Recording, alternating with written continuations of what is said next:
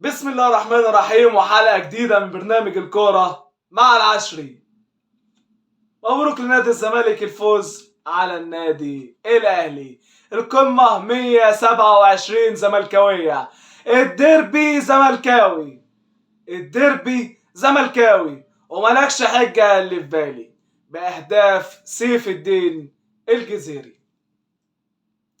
الجزيري في الدقيقة 44 في الشوط الأول هدف، وينتهي الشوط الاول 1-0 لنادي الزمالك.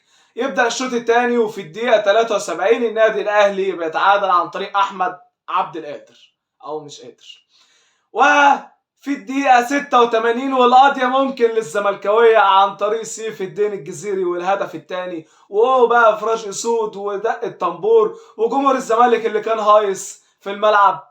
والحمد لله، مبروك النصر النادي الزمالك. الزمالك في المركز العاشر والاهلي في المركز التاسع برصيد الاثنين 21 بونت، الفرق 3 اهداف ما بين الاثنين.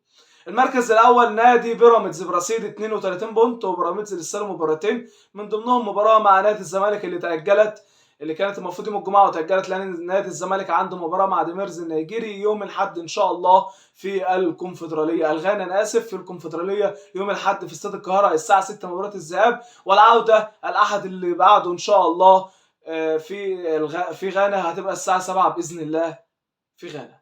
ان شاء الله نتمنى التوفيق لنادي الزمالك والصعود الى نهائي الكونفدراليه، وفي حاله الصعود لنهائي الكونفدراليه سيكون الذهاب خارج الديار والعوده في مصر ام الدنيا الحبيبه. واصابه زيزو هي في وجه القدم، وان شاء الله يكون متعافى باذن الله في المباراه القادمه، وان شاء الله يلحق المباراه القادمه لنادي الزمالك في افريقيا. تعالوا بقى نروح لتشكيله المباراه. في حراسه المرمى ليه فيكتور جوميز محمد عواد في حراسه المرمى قدام رباعي دفاع احمد ابو الفتوح وحمزه حسام عبد المجيد وحمزه المسلوسي وعمر جابر. اما في نص الملعب دونجا وامامه عبد الله السعد واحمد حمدي، وعلى اليمين احمد سيد زيزو، وعلى الشمال ناصر ماهر، وفي الهجوم سيف الدين الجزيري صاحب الهدفين النهارده.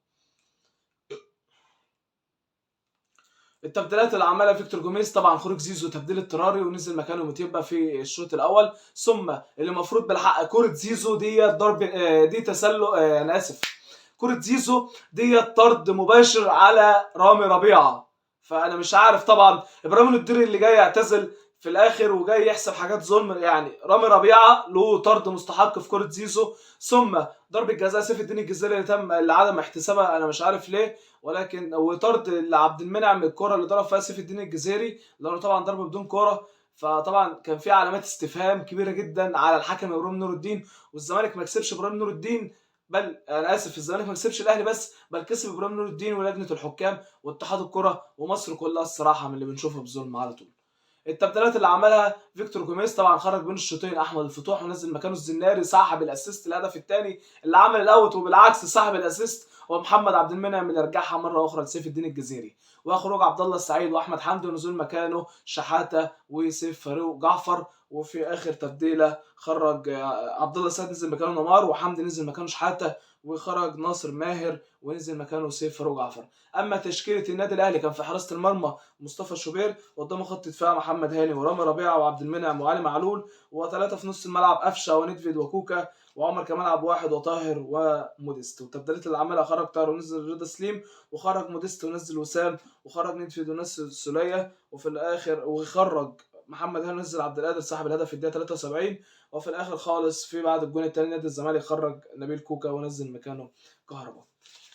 ضربه جزاء لم تحتسب صحيحا نادي الزمالك، وطرد رامي ربيعه لم يحتسب ولا اتحسبت اصلا فاول، وطرد لعبد المنعم خد مكانه انذار، ومفروض طرد الندفيد خد مكانه انذار. ابراهيم نور الدين عمل مسرحيه هزيله النهارده، ولكن نادي الزمالك كسب الحكم والاهلي النهارده.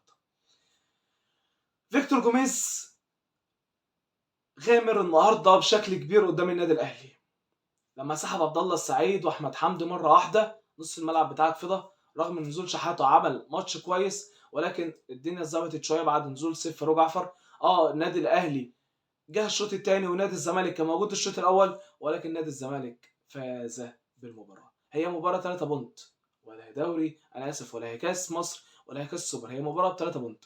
واون سبورت مصر منزله الزمالك اول مره يفوز على النادي الاهلي منذ 2003 في الدور الاول. طب يعني هي حرقاك ليه؟ او مش عارف ليه بالظبط، ولكن هي قناه احمد شوقي طبعا زي ما احنا عارفين هو اللي بيتحكم فيها، والحرقان بيزيد دايما ودايما. ولكن الزمالك زي ما انا قلت ما فاز على النادي الاهلي، فاز على الحكم واتحاد الكره ولجنه الحكام. عاش الزمالك وعاش والله حبه في قلوبنا. ان شاء الله باذن الله الزمالك يكون بطل الكونفدراليه ونكسب مباراه قبل النهائي ذهابا وايابا في مصر وفي غانا، وان شاء الله نصعد للنهائي ونكسب الذهاب ونكسب الاياب ويكون الكاس زملكاوي.